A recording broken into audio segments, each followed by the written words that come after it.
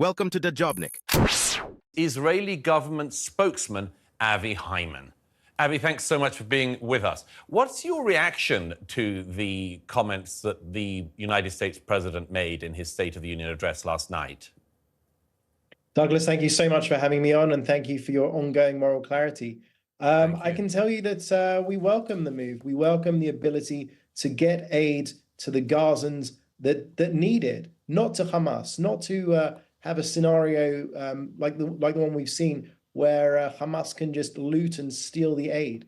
This isn't really that different when you think about it. It's not that different to our ally, the United Arab Emirates, opening up a hospital, a boat hospital, to serve the civilians that needed care. So we will welcome any way to get humanitarian aid to those that desperately need it. And like I said, to avoid it going into the hands of Hamas, who are trying to destroy us.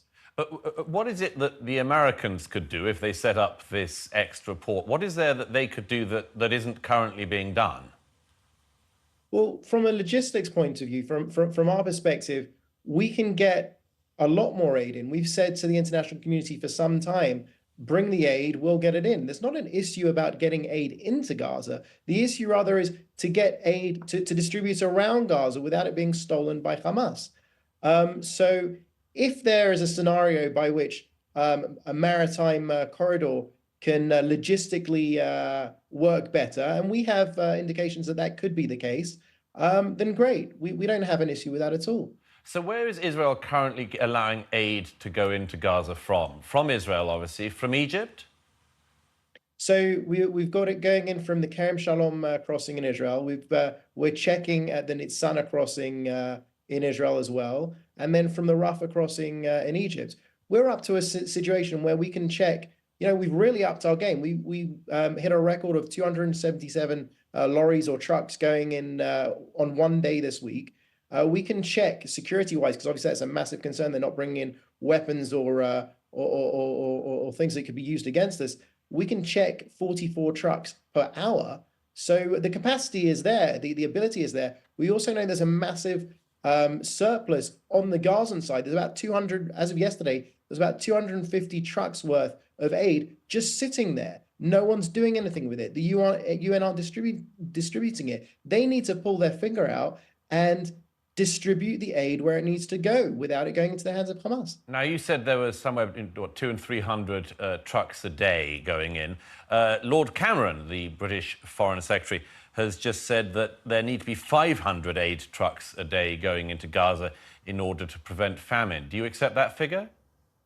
Absolutely not. This talk of famine and starvation, we've actually heard it pretty much from day one. If you don't do this, there'll be starvation, there'll be famine. I don't see it. I mean, I see pictures being distributed by senior Palestinian officials of dying children, emaciated children from the Syrian civil war. But I don't see any famine. I see Gazans throwing out aid because they don't want to take aid from the infidel. But I don't see any imminent famine. As far as the number 500 is concerned, I'm not sure where that number comes from. It's thrown around that before the war, 500 lorries went in a day. Well, that was 500 lorries, including all kinds of things that we're definitely not allowing into Gaza now, building materials and all kinds of other things that can be used and weaponized against us. I can tell you that as far as food is concerned, more food is going in, food, humanitarian aid, more is going in since the war started than went in before the war. So a lot of this is wildly exaggerated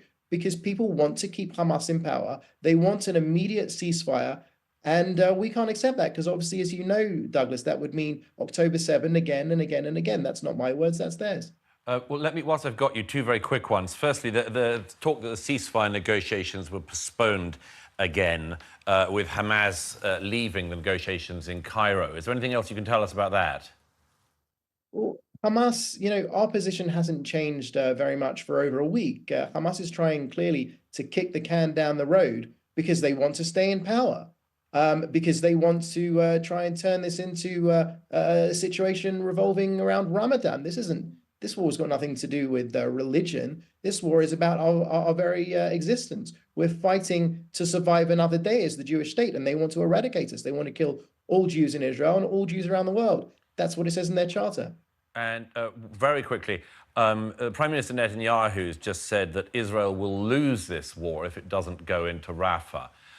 What is it that is expected there in Jerusalem about the consequences, both regionally and internationally, if Israel does go into Rafah? Again, this is another issue that's been put on a pedestal. We've taken out, as you know, 18 out of 24 Hamas battalions. There are four, we're currently fighting two in Khan Yunis.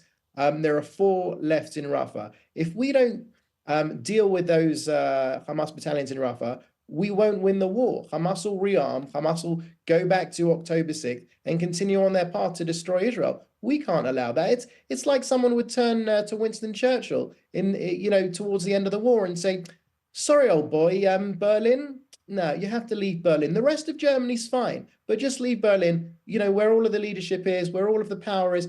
That's fine. You understand." No. Winston Churchill wouldn't understand. And as my Prime Minister has made it clear, we're not going to, our objectives are to destroy Hamas, to bring home the hostages, and to ensure that Gaza does not pose a threat to Israel. We're going for total and full victory. We're not going to destroy half of Hamas, not 3/4 of Hamas. We're going to destroy all of Hamas and return security to the south of Israel. Thank you very much, Avi Hyman from Jerusalem.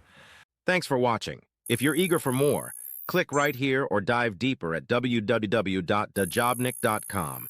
Your insights matter to us, so if there's a topic you're curious about, drop a comment below.